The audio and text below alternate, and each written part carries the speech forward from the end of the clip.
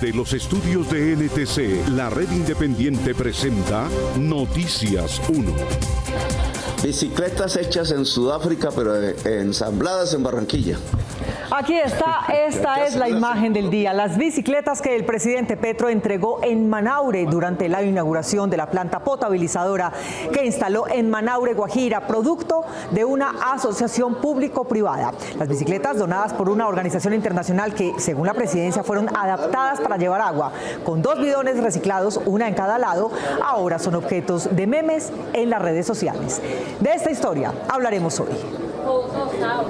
En Noticias 1 esta noche, Olmedo López pide principio de oportunidad, promete contar lo que realmente pasó y dice que él tenía que seguir órdenes.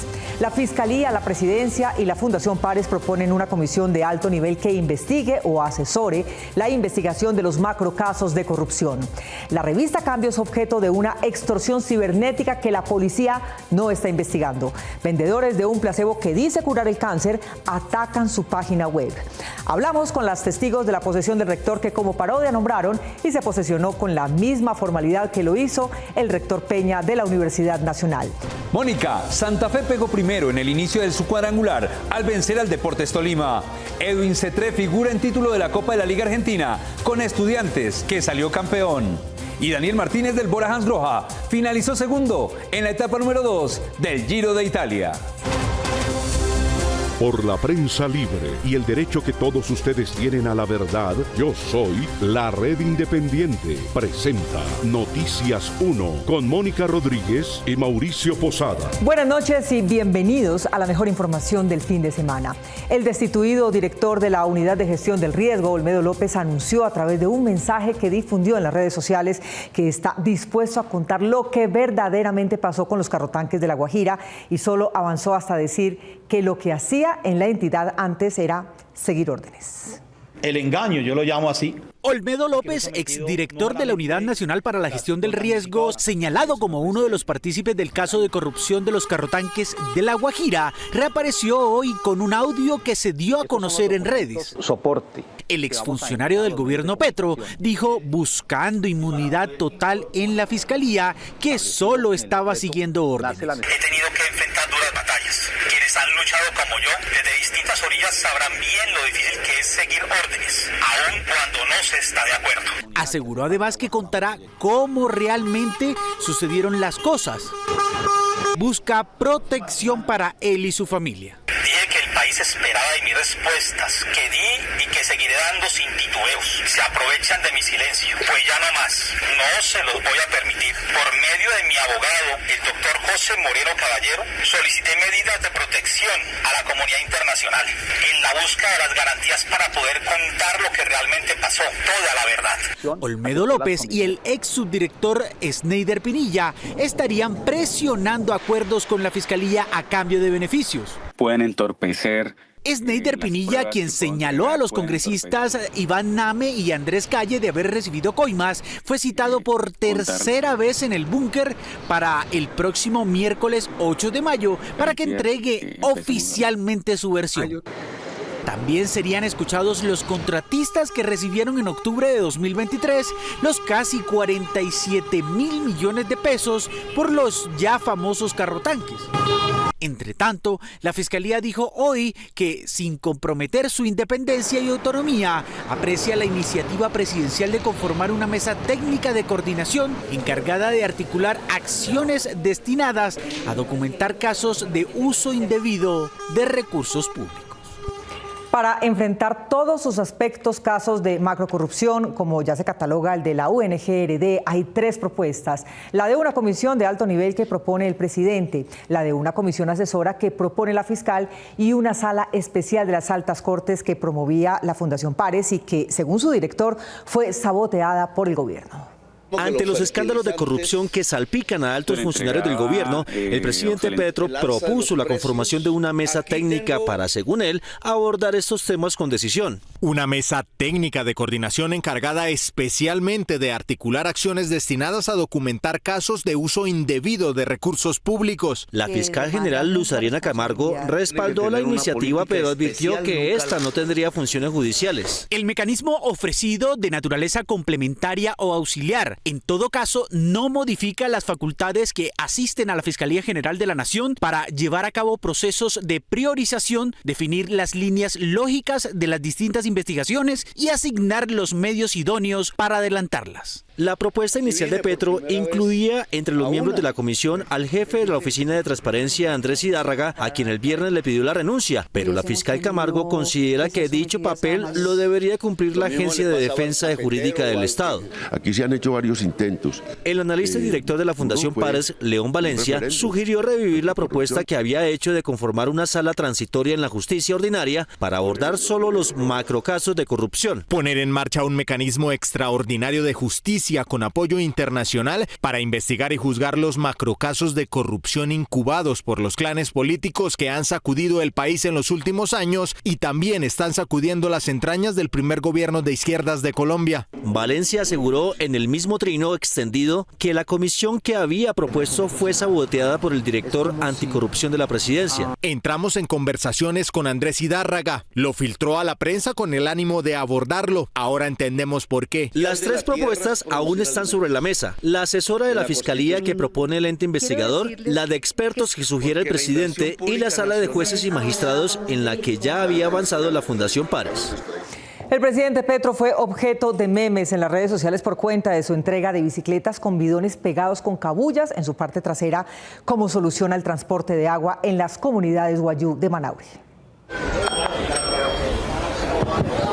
El presidente Petro incluyó dentro de su programa en La Guajira la entrega personal a varios guayú de las bicicletas que una ONG extranjera les donó a ellos para que pudieran llevar agua desde la nueva planta potabilizadora de Manaure hasta sus comunidades en el desierto. Bicicletas especialmente adaptadas para transportar agua, alimentos. Con el anuncio, Petro bajó de la tarima en medio de aplausos para acercarse a los niños que iban a recibir la bicicleta adaptada.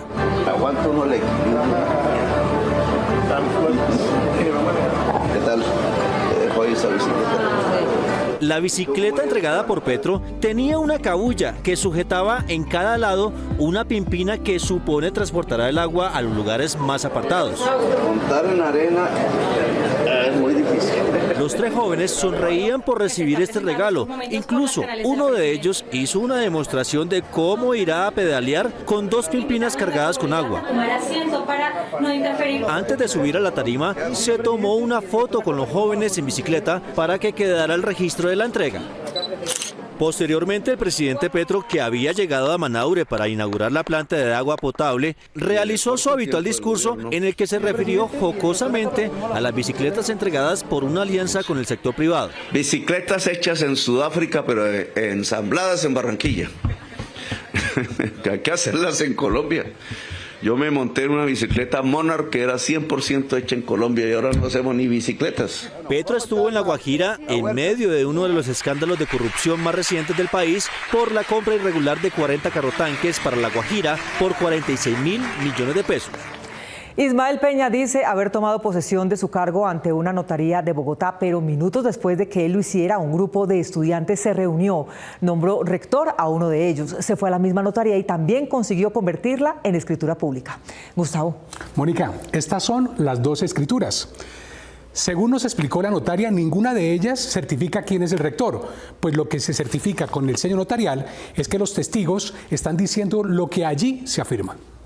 La parodia tanto del rector como de nosotros. Erika Ortiz es estudiante de la Universidad Nacional y hace parte del grupo de jóvenes que estuvo en la Notaría 14 de Bogotá, protocolizando como escritura pública un papel recién hecho en el que dos alumnos atestiguan que uno de ellos fue nombrado rector de la Universidad Nacional, con características idénticas al que minutos antes había llevado Ismael Peña para posesionarse como rector en propiedad, sin el aval del Ministerio de Educación. Desde ambas partes hay escenarios de parodia, sí, porque los actos de protocolarización no designan el rector de la Universidad Nacional. Noticias 1 visitó la Notaría 14 de Bogotá, en la que se protocolizaron ambas escrituras. Esta escritura escritura pública no tiene fuerza legal. La notaria 14 explicó que el servicio que brindó se basa en la buena fe y que tiene la obligación de elevar a escritura pública lo que el usuario pida, pero que esto no se puede tomar como la posesión de ningún rector. Acá en la notaría no se llevó a cabo ningún acto de posesión porque yo no soy la autoridad competente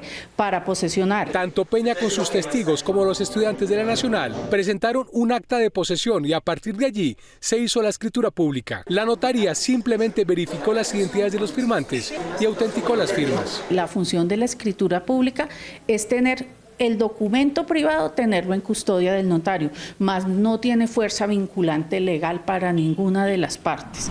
No reconocemos ningún rector porque tampoco el gobierno nacional reconoce ese nombramiento, ese autonombramiento que se está haciendo el señor Ismael Peña. Y mientras en la notaría hacen parodias de protocolización de posesiones como rectores, la Nacional completó 6 semanas sin clases, con los estudiantes haciendo protestas, incluyendo el bloqueo de vías y la realización de asambleas permanentes con la presencia de profesores, entre ellos quien tenía el aval de la comunidad universitaria para ser rector.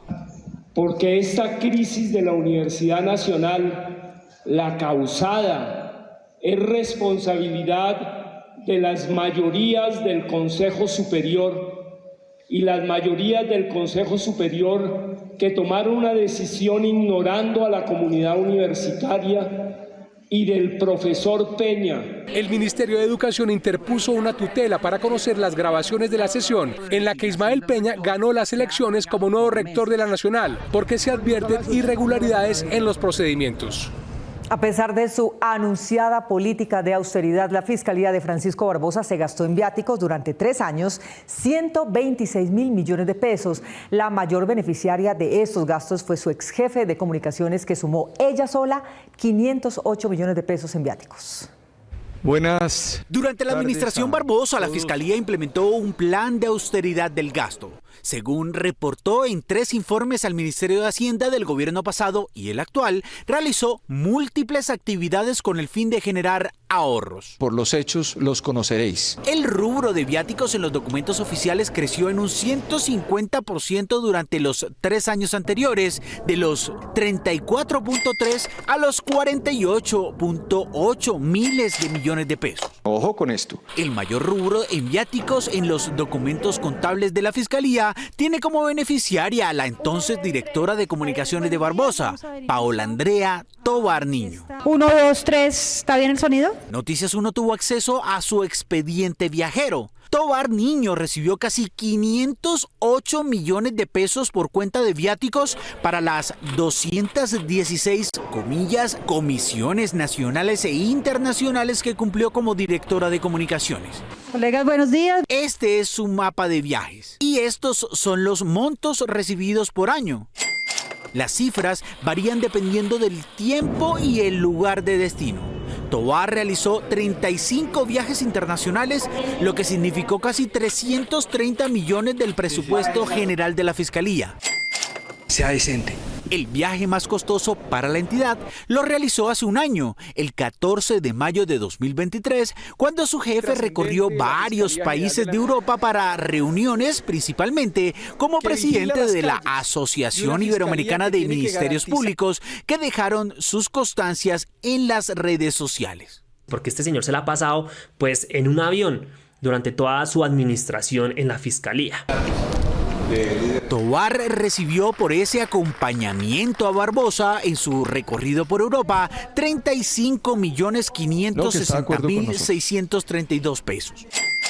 El badulaque fiscal Francisco Barbosa llegó de su gira familiar europea a Costillas Nuestras. ¿Qué más? Hola. Paola Andrea Tovar Niño, que aún permanece en la Fiscalía ahora como profesional experto, es la misma a la que denunciaron sus subalternos por acoso laboral.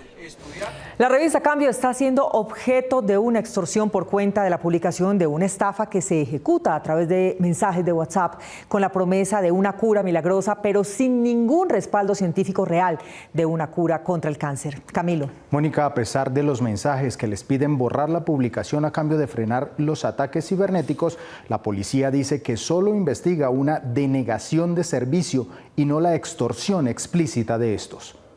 El 17 de julio de 2023, la revista Cambio publicó una investigación que puso al descubierto un supuesto tratamiento contra el cáncer que se vende por WhatsApp en toda Sudamérica sin registro sanitario de Colombia ni ningún otro país. Su principal pieza publicitaria es un reportaje que, a pesar de sus fantasías, fue publicado por una cadena norteamericana en Chile. Este tratamiento cuenta con 2 premios Nobel, el año 2011 y el 2018, en inmunoterapia, distintos tipos. Hay más de 420 estudios que ya se han publicado, más de 27.000 publicaciones, de tal manera de que es un tratamiento que tiene una fuerte base científica. Ramón Gutiérrez, un médico registrado en Chile que dice ser oncólogo molecular, aseguró que el cáncer, sin importar cuál, puede ser atacado en cualquier etapa con este medicamento.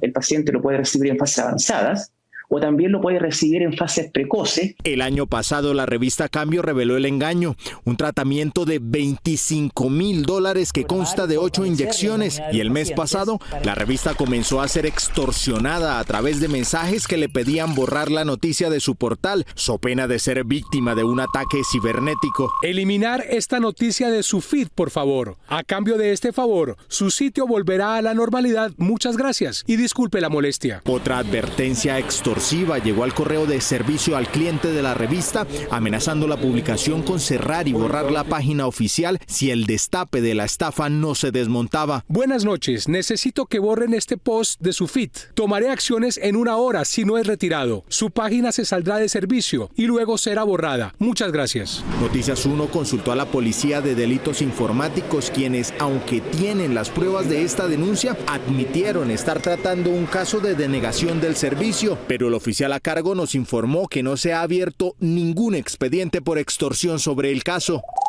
El INVIMA, cuyo papel es alertar sobre los medicamentos y procedimientos médicos fraudulentos, dijo que necesitaría mucho más tiempo para pronunciarse al respecto, pero es un hecho que no ha autorizado al tal Oncocid del médico chileno. Federico Gómez Lara, director de la revista Cambio Colombia, rechazó el intento de censura de estos estafadores y ratificó hoy que lucha para mantener la página al aire, pero no cederá frente a la extorsión. Han hecho todo por tumbar la página de Cambio, cosa que por supuesto no nos va a hacer de ninguna manera despublicar el contenido. Y junto con el columnista Daniel Coronel, le pidió a la opinión pública distribuir la noticia para evitar que el chileno siga estafando a las familias angustiadas por la enfermedad de sus seres queridos con el brebaje que se sigue vendiendo vía WhatsApp. Si el precio de la CPM no sube este año, su déficit llegaría a los 11.3 billones. Si sube al menos 2.000 pesos el galón, el déficit sería de 9.1 billones. Por ahora, esas conversaciones entre el gobierno y los transportadores están estancadas. Marta. Mónica, los transportadores están pidiendo que a ellos se les cobre el combustible a precio de producción nacional, que daría un máximo de 1.500 pesos a la tarifa actual, mientras que los expertos consideran que el alza debe ser al menos de 5.000 pesos de forma gradual. Este informe del Comité de la Regla Fiscal enviado la semana pasada al Congreso advierte que este año el déficit de la CPM en el Fondo de Estabilización de Precios de los Combustibles llegaría a los 9.1 billones de pesos si el gobierno hace un incremento de 2.000 pesos al galón, mientras que si se mantiene el precio actual llegaría a los 11.3 billones de pesos. Todas son deuda finalmente. Pese a que la meta del gobierno era empezar a desmontar este año los subsidios al diésel, desde el pasado 7 de febrero que se realizó el último encuentro con los transportadores, los diálogos están congelados. La pelota quedó en la cancha del gobierno y hasta la fecha de hoy pues no hemos podido continuar tramitando esa discusión con el propósito de poder buscar pues un acuerdo. La propuesta que dejaron los transportadores sobre la mesa es subir el precio de la CPM con lo que ellos denominan Precio Colombia, es decir, fijar los costos según la producción nacional del petróleo, el dólar y la inflación. Así el galón subiría máximo 1.500 pesos. Unos quieren que se cierre hacia el diésel como si fuera traído de los Estados Unidos, y otros, que somos los consumidores, queremos que esa brecha, esa diferencia se cierre con base en la realidad económica de Ecopetrol y con base en que somos autosuficientes en petróleo, somos autosuficientes en diésel. Hace una semana el gobierno anunció que está contemplando la posibilidad de dar un tratamiento diferencial para el transporte masivo de pasajeros y también para el transporte de alimentos. Estamos examinando. Sin embargo, a los transportadores no les gustó del todo la idea. Ese apoyo de tipo social no compensaría a nuestro juicio de ninguna manera el abrupto incremento en el diésel, que podría ser un incremento recesivo. Por su parte, los centros de pensamiento económico sugieren al gobierno analizar el comportamiento de la inflación y ejecutar las alzas de la CPM en el segundo semestre del año. Lo que hemos dicho la NIF es, en la medida que la inflación siga cediendo, pues debería el gobierno moverse a tener esa negociación. Es importante que el gobierno retome esta discusión, ojalá en la segunda mitad del año, en la medida en que la inflación vaya reduciéndose, habrá espacio para ir muy gradualmente subiendo el precio de la CPM. Mientras los transportadores señalan que el alza de la CPM debe ser máximo de 1.500 pesos, teniendo en cuenta que el país es autosuficiente en este combustible, los expertos consideran que el alza debe ser paulatina y cercana a los 5.000 pesos. Unos 60 compradores de viviendas en un proyecto que gerenció Alex Char antes de su primera alcaldía en Barranquilla fueron hoy a la puerta de su casa para reclamarle la solución que ha aplazado durante 20 años porque el terreno en el que se edificó tenía una falla geológica y sus casas ya no son habitables. ¡Alcalde de Barranquilla! ¡Queremos solución! Más de 70 personas gritaron arengas frente a la casa del alcalde de Barranquilla, Alejandro Char, para expresarle su molestia porque hace 20 años sus apartamentos, que fueron edificados por la constructora Alejandro Char y compañía, empezaron a agrietarse y otras a caerse con aguaceros porque la obra se ejecutó sobre una falla geológica en la ladera occidental de Barranquilla. El alcalde Alejandro Char Sálgales de la cara. Cerca de 2.000 familias atraídas por los bajos precios de los nuevos apartamentos en los conjuntos residenciales Altos del Campo y Ciudad del Sol 1 y 2 invirtieron hace más de 20 años 50 millones de pesos cada una, sin saber que la obra había quedado en un terreno que pronto empezaría a deslizarse. ¿Qué es la plata de ustedes? En 2004 comenzaron unos deslizamientos en Campo Alegre, en la urbanización Campo Alegre. Muchas de las viviendas se cayeron, pero totalmente destruidas, más de 300 viviendas. Eso conllevó a que yo presentara una acción de grupo. Esa acción de grupo logró que 300 viviendas averiadas ya hayan sido pagadas a sus propietarios. Sin embargo, son más de 800 viviendas, 800 apartamentos. Y si sacamos la cuenta de cuánto es, estamos hablando de un promedio de 150.000 millones de pesos, sino un poquito más. En 2016, el juez 11 administrativo del circuito de Barranquilla condenó solidariamente a las constructoras a pagarles a las familias afectadas. En Ciudad del Sol 1, que es uno de los edificios que él construyó, hay un estudio pagado por la constructora Alejandro Char, un estudio que determinó en el año 2011 que los habitantes de ese edificio, de esa unidad residencial, corren un peligro de su vida hacia el futuro. Por todo esto, los pacientes propietarios protestaron frente a la casa del alcalde esperando alguna reacción. El alcalde llamó al jefe de seguridad que tenía y les dijo que me iba a dar una cita para mañana, me va a atender a las 10 de la mañana. El coordinador y abogado de los denunciantes les advirtió a los funcionarios de la alcaldía que asistirá a la cita con Char, pero acompañado por al menos 200 propietarios que completaron 2 décadas esperando que la constructora Alexander Char y compañía les responda. Colombia quedó en el puesto 89 entre 194 países evaluados en riqueza nacional, lo que indican los indicadores. La revista Global Finance elaboró esta animación que muestra los cambios que han ocurrido en el ranking de los países más ricos del mundo según su ingreso per cápita. Este año, el primero fue Luxemburgo, con $143.700 por persona, y el último, Sur de Sudán, con $445. A Colombia le dio el puesto 89 por ser más pobre que Panamá, pero más rica que Perú. Esto indica que nuestra riqueza es espiritual. Esto es lo que indican los indicadores. En promedio, los colombianos invertimos entre 100 y 200 mil pesos en el Día de la Madre. Tenemos los consejos para sacarle mejor provecho a esa inversión en la felicidad propia. El próximo 14 de mayo se celebra el Día de la Madre, una de las fechas más importantes para el comercio después de la Navidad. Según una encuesta de Fenalco, el 37% de los consumidores compran los regalos para esta fecha una semana antes. Estrategia que ahorra no solo tiempo, sino también el aumento de precio por mayor demanda. Otra recomendación para ahorrar es buscar promociones online. El 8% de los consumidores, según el gremio de los comerciantes, buscan inspiración en redes sociales para comprar sus regalos. Analizar cuánto está dispuesto a invertir en esta fecha le ayudará a no afectar sus finanzas personales. Incluso celebrar antes o después ayuda a ahorrar filas y precios de oportunidad. Preparar una cena especial en casa puede ser una alternativa para evitar largas filas y gastos en restaurantes para esta fecha. Los colombianos destinan entre 100.000 y 200.000 pesos para la cena. Programada para el efecto, la inteligencia artificial puede ayudar en la formación de valores y cultura de la lectura en los niños. Así pretende demostrarlo una aplicación colombiana. La inteligencia artificial es capaz de crear la narración, escribir los textos y crear las voces e imágenes que su programador le pida. Todo depende de la base de datos que la alimente.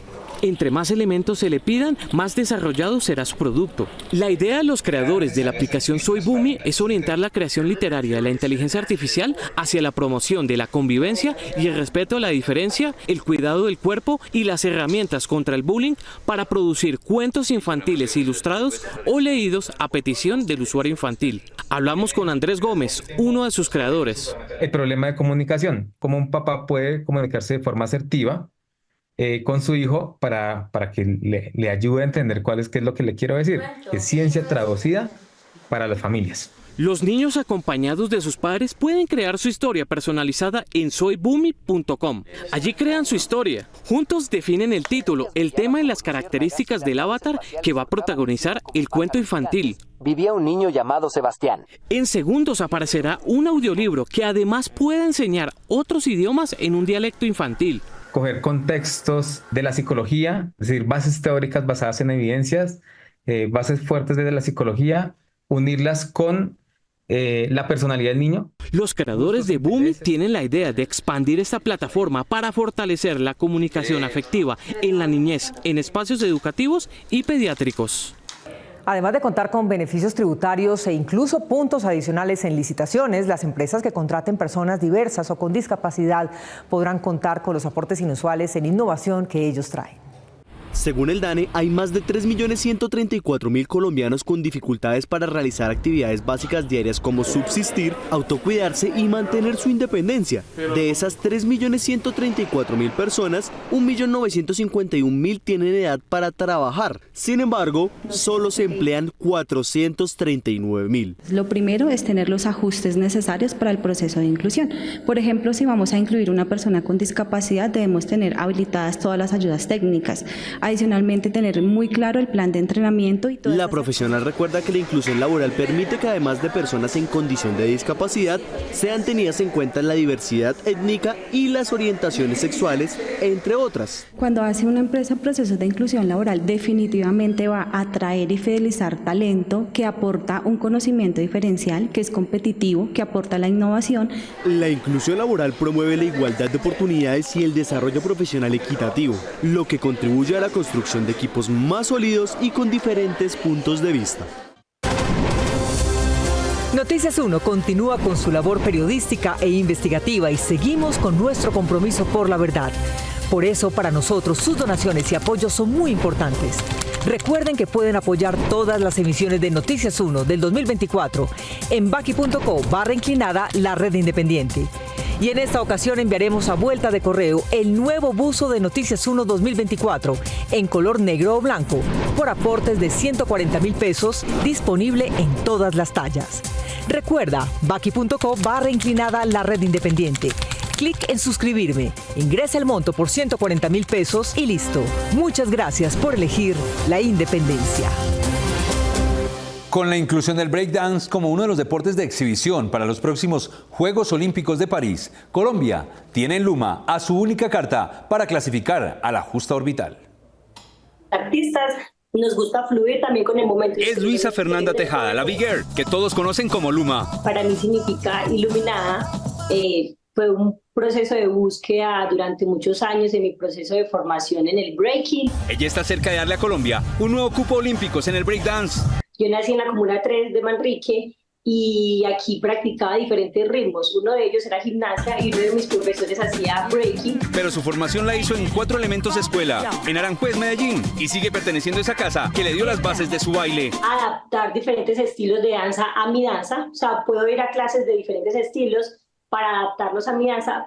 Y esa danza reafirma el valor del breaking en el mundo, que lo llevó a ser olímpico en París como una de las nuevas tendencias deportivas. Tocó diferentes realidades en su momento que se estaban viviendo y que se adaptó a nivel mundial. Ahora Luma va por el sueño olímpico. La responsabilidad que tenemos en 2 semanas en Shanghái.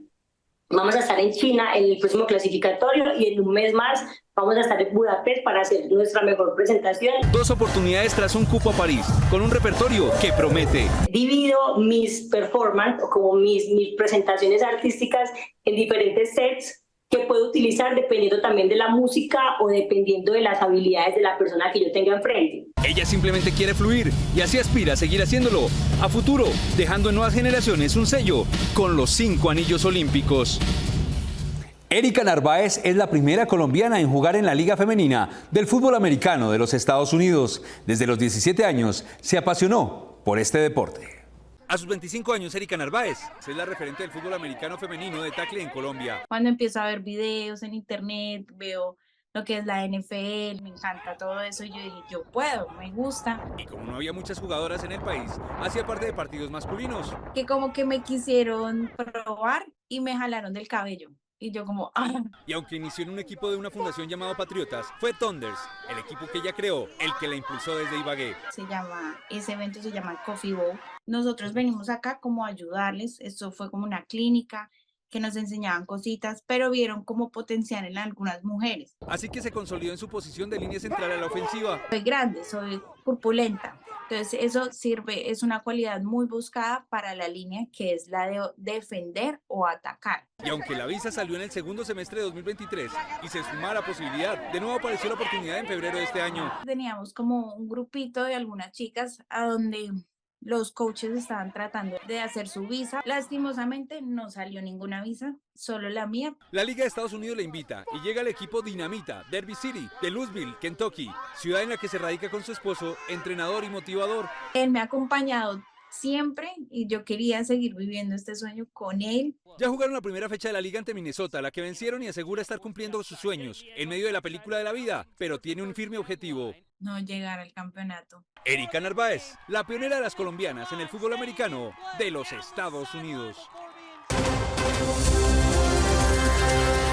Una madre de Esmirna, Turquía, hizo todo lo posible por cumplir con el sueño de su hija de ir a la atracción turística que no la dejaban usar por su corta edad. Consiguió la mejor recreación que pudo en video y se sentó con ella en una imitación de silla de parque de atracciones frente a la pantalla para mover su silla al ritmo de las curvas que mostraba el video. La niña, que se emocionó como en la vida real, no podrá olvidar nunca su visita virtual al parque.